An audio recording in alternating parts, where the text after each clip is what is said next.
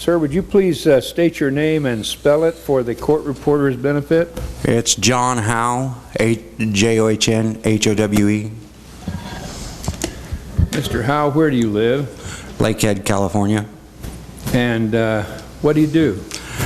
I was the former owner of John Howe Trucking, and I'm also the director of the Northern California Independent Log Truck Owners Association. Now, you said you were the former owner. Tell us about that, would you? Well, CARB had come up with a regulation that forced any independent contractor to have a CARB emissions certificate to be able to subcontract with logging companies, brokerages. And as of July of this year, or July of last year, excuse me, I couldn't register my vehicles because they were pre-80s. When you go online to register your vehicles, they said my VIN numbers were invalid because they weren't 14 characters, and they would not issue me a certificate stating that the equipment did not exist. The equipment that you were driving did not exist? Well, it existed in 1962 when my grandfather bought it, and in 1979 when my father bought it. And what was it, sir? Kenworth logging truck and a Peterbilt logging truck. How many miles did it have on it at that time? Approximately 7 million. How many more miles did you expect to get off of it? I could have got easily another 20 years, 1 million miles out of it.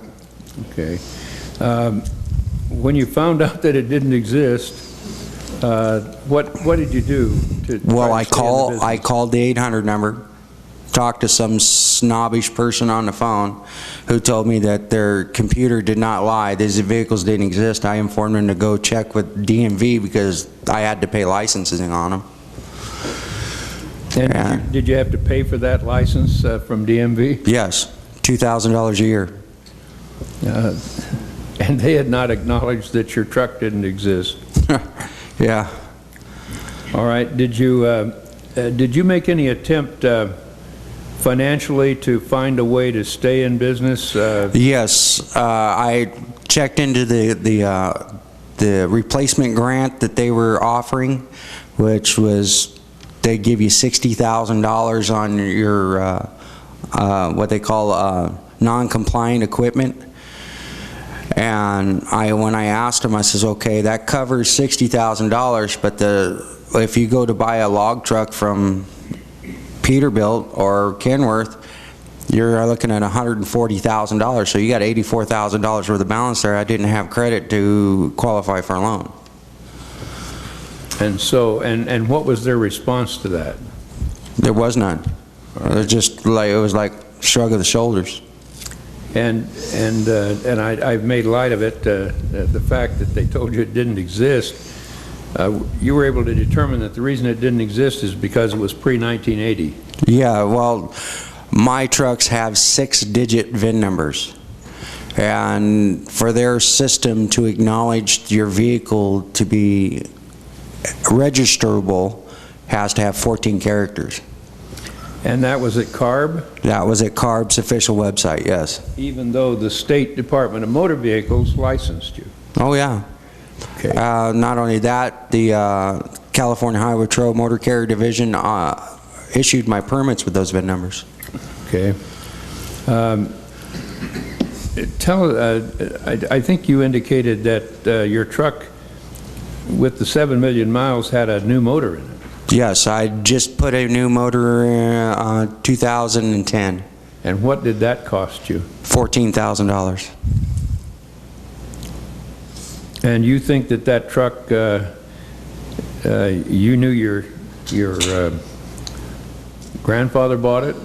I have photographic evidence at home where he hauled his 63 GMC pickup back on it from Roberts Motors in Portland.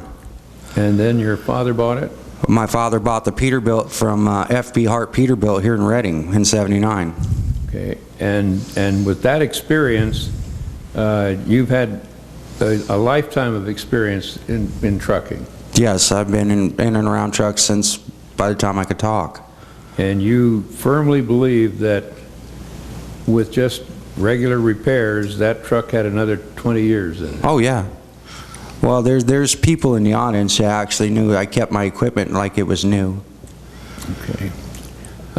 Since you closed down your business then, what date? September 30th of 2014. What have you done since then? Odd jobs. I work 3 days a week for Jimmy Hedrick Logging as a fill-in truck driver. Have you found it easy to get a job as a fill-in driver? Since CARB has done their regulations, Wayne Bear Trucking, one of the largest log truck operations in Northern California, he closed down, and it's flooded 90 people into the market to where, it's not easy to get a job. How about in the flatbed driving industry? Is there Flatbed industry, if you go south of Willows, California, CARB, I don't know what you call them, representatives, will give you a ticket at scales down there for being out of area. So no, you can't compete unless you have a compliant vehicle. Is there any other economic impact that has occurred to you other than the loss, than your closing down of the business? Yes, I lost my home. I had to turn back a pickup that I had half paid off. And when you lost your home, you weren't able to make payments on it? No, not able to make the payments I could have made while I was still working. Yes. And was that through a bank? Yes, that was through Tri-County's bank. And they foreclosed? In a way, I actually voluntarily gave it back to them. Okay. To save me a foreclosure on my record. Yes, I am married. You're married? You have children? Yes. Tell us about the social impact on you and the family of... I'm much more irritable now. I can imagine. And my wife doesn't like the fact that I'm home almost every day.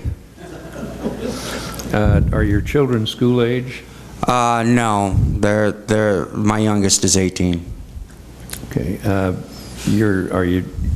So you're obviously having difficulty just making expenses to live a regular life, food, clothes, and so on. Well, the sheriff that was speaking this morning about me and him are actually good friends. I was just over his house last week helping him repair his garage for grocery money. Okay. And I might add, as I stated, I'm director of the Independent Log Truck Owners Association. We had 60 members as of 9 months ago. Over 33 members have decided to quit being owner-operators and go find jobs elsewhere.